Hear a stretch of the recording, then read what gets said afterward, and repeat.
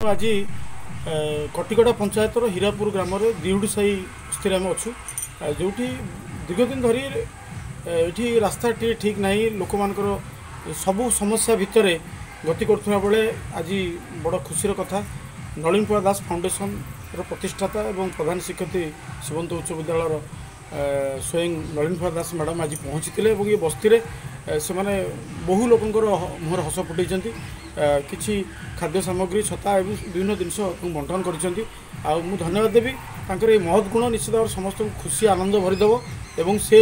एमती सेवा कर मंगल माँ बिरजा घंट घोड़ी रखु और ये अनुष्ठान तरफ बहुत बहुत धन्यवाद देले जिते धन्यवाद देले कम हम ये आज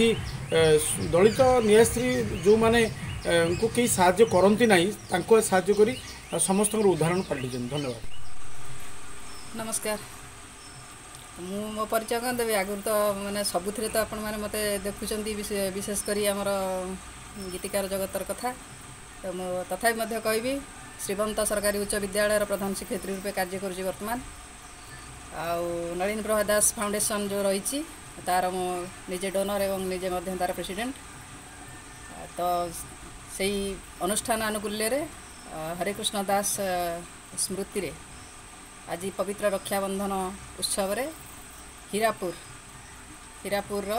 समथिंग गाँ ना कहीपरि तेज जहाँ हो हीरापुर बोली मुझे जाने सेठाकार जो बासिंदा अच्छा अति गरीब श्रेणी भगवान कृपारू आमको से स्थान रे भगवान रखिंट जत्किंचित आम से ये अनुष्ठान तरफ भाई स्मृति रे आमे दान कलु निश्चित भाव में समस्ते खुशी एवं आनंद मनरे संतोष चित्तरे समस्ते दान ग्रहण करिसेंती या दान मध्य कहबुनी माध्यम मात्र आमे कारण भगवान इच्छा सबकिछि होउची भगवान अन्य मानक निकट रे जहाँ किछि पहुँचेबे किछि ना किछि तो माध्यम दरकार तेज भगवान को मुझे धन्यवाद देवी नमस्कार करी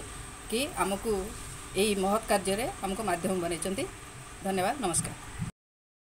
मुझे धरित्री सुतार आज जो सामग्री बंटा है जो गरीब दलित मानक कौन कह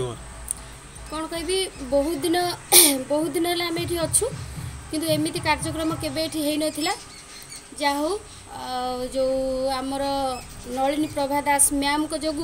आज माने बहुत बड़ ये गोटे एठी है जा हो लोक मैंने बहुत खुशी हेले आ बहुत खुशी लगुच जा हो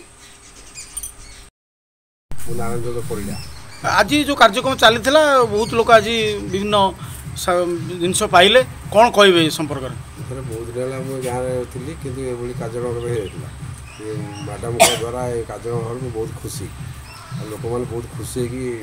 ग्रहण कले जिनपतर मो प्रियंका प्रदर्शनी पड़ा बहुत बहुत धन्यवाद देवी नलिनी प्रभा दास मैडम को जे कि आम गाँव आज बहुत लोक मान किसी दान कले लोक मैंने भी बहुत खुशी आम भी बहुत खुशी।